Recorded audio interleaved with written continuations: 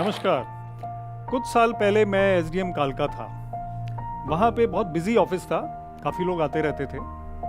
एक व्यक्ति आए मेरे पास जब मैं शुरू में ज्वाइन ही मैंने किया था, जो कि काफ़ी गरीब से लग रहे थे, मुश्किल में भी लग रहे थे और बुजुर्ग से थे। वो आके उन्होंने एक एप्लीकेशन दी जो किसी गांव के बारे में थी, उनके गांव के बारे में, जहाँ पे कुछ गली का नाली का कुछ झगड़ा था। काफ़ी साल से वो एप्लीकेशन वो दे रहे थे। जब मैंने वो एप्लीकेशन रिसीव की तो उन्होंने मुझे देखा और मुझे लगा कि उनको कोई खास उम्मीद नहीं है कि मैं ये काम कर पाऊँ। मैंने उनको पूछा कि आपको उम्मीद नहीं लग रही कुछ ज़्यादा? कहते मैंने कई अफसरों को आपसे पहले ये एप्लीकेशन दी है लेकिन वो काम नहीं हुआ। तो मुझे लगता है कोशिश तो आप कीजिए लेकिन मुझे ज़्यादा होप नहीं है। तो मैंने कहा नहीं, हम करेंगे आपका काम। मैं जोश में था, मुझे लगा करना है। तो उसके बाद क्या हुआ कि मेरा एक जूनियर ऑफिसर था, उसको मैंने 2 दिन का टाइम दिया, कभी 1 दिन का टाइम दिया, कभी कहा आज ही लाओ ये करके, लेकिन नहीं हुआ। और ये कई बार ही मेरे पास आए ये व्यक्ति। ये आके हर बार ही मायूस नजर आते थे, फिर थोड़ा सा ज़्यादा मतलब दुखी भी लगने लगे, गुस्से में भी लगने लगे। कहते मैंने आपको कहा था मेरा काम नहीं हुआ, अब मैं क्या करूँ, कहाँ जाऊँ, इस तरह। फिर एक दिन मैंने उस व्यक्ति को बुला के, जो रिस्पॉन्सिबल ऑफिसर था, मैंने कहा तुम मेरे साथ बैठो। 2 घंटे मैं उसके साथ बैठा, काम नहीं। तो वो दोबारा मेरे ऑफिस में आए, उनका काम हो गया था।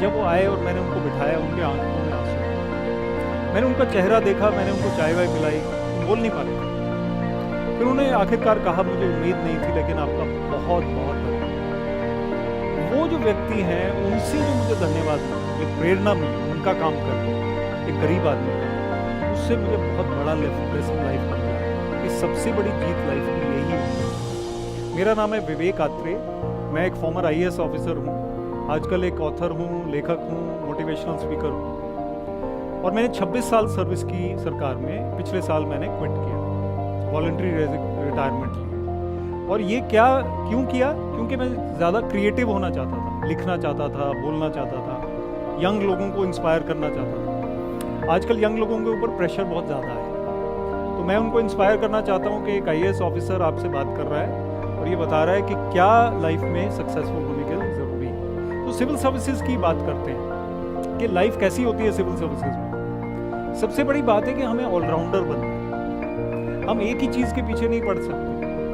पढ़ाई में आप बहुत अच्छे हैं, फिजिक्स आपको आती है, हिस्ट्री आती है, इंग्लिश आती है, लेकिन आप लोगों से बात करने का ढंग भी आपको आना चाहिए। थोड़ा बहुत एक स्पोर्ट्स में भी रुझान होना चाहिए, तो म्यूज़िक में भी इंटरेस्ट होना चाहिए, कोई आर्ट में, किसी और चीज़ में भी। आप देखेंगे किसी भी करियर में आप जाएंगे, और सिविल सर्विसेज में मैंने देखा है कि लोग वो ज़्यादा सक्सेसफुल होते हैं जो कुछ क्रिएटिव इंटरेस्ट में हैं।